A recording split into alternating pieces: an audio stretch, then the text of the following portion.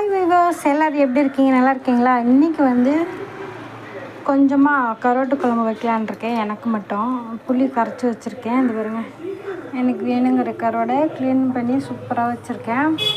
அப்புறம் வெள்ளைப்பூண்டு, வெங்காயம், தக்காளி, கருவேப்பிலை, பச்சை மிளகாய் எடுத்து வச்சுருக்கேன். சட்டியில் எண்ணெய் தெளித்து விட்டதுக்காக வச்சுருக்கேன். பாருங்கள், குருமா குழம்பு. கொஞ்சமாக பாப்பாக்கெல்லாம் வந்து கருவாட்டு குழம்பு சாப்பிட மாட்டாங்க, அதனால் குருமா குழம்பு வச்சுருக்கேன். கத்திரிக்காய் வச்சு உருளைக்கிழங்கும் அது என்ன காலிஃப்ளவரும் போட்டு வச்சுருக்கேன். காய் கூட தெரியாத அளவுக்கு அப்படியே சொதப்புறோம் பார்த்திங்களா? இப்படி தான் போயிட்டுருக்கு. என்ன பண்ணுறது? அடுத்து பார்க்கலாமா? நான் கருவாட்டு குழம்புக்கு என்ன தடிப்பேன்னு பார்த்தீங்கன்னா, வெந்தயம், கடுகு, ஜீரகம்,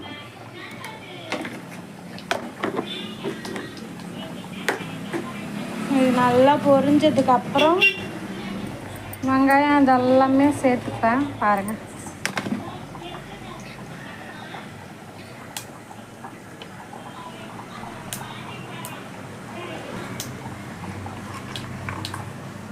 பூண்டு சேர்த்துக்கலாமா?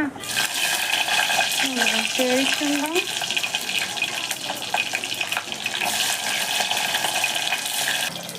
வெங்காயம் சேர்த்துருக்கோம். நான் முன்னாடியே போடல, தெரிக்கன்ட்டு கருவேப்பிலை, ரெண்டு பச்சை மிளகா. இதெல்லாம் நல்லா வதங்கினதுக்கு அப்புறம் தக்காளி சேர்த்துப்போம். தக்காளி சேர்த்துட்டு மஞ்சள் தூள், மிளகாத்தூள், குழம்பு மிளகாத்தூள், வீட்டில் அரைச்ச தூள் ஒரு 3 ஸ்பூன் போட்டு நல்லா கலந்து விட்டதுக்கப்புறம் முருங்கைக்காய் எடுத்து வச்சுருக்கேன். முருங்கைக்காயும் புளி ஊற்றி நல்லா கொதிக்க வச்சுட்டு அதுக்கப்புறம் லாஸ்ட்டாக கொதி வந்ததுக்கப்புறம் கருவாடை எடுத்து போட்டு இறக்க வேண்டியது தான். சிம்பிள் தான்.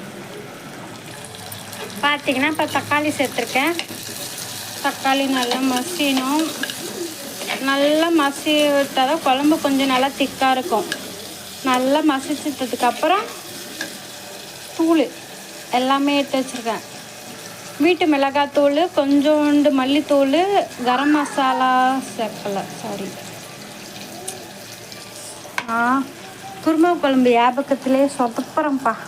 குழம்பு தூள், மஞ்சத்தூள், மிளகாத்தூள், காஷ்மீரி தூள், கொஞ்சோண்டு மல்லித்தூள், அவ்வளோதான்.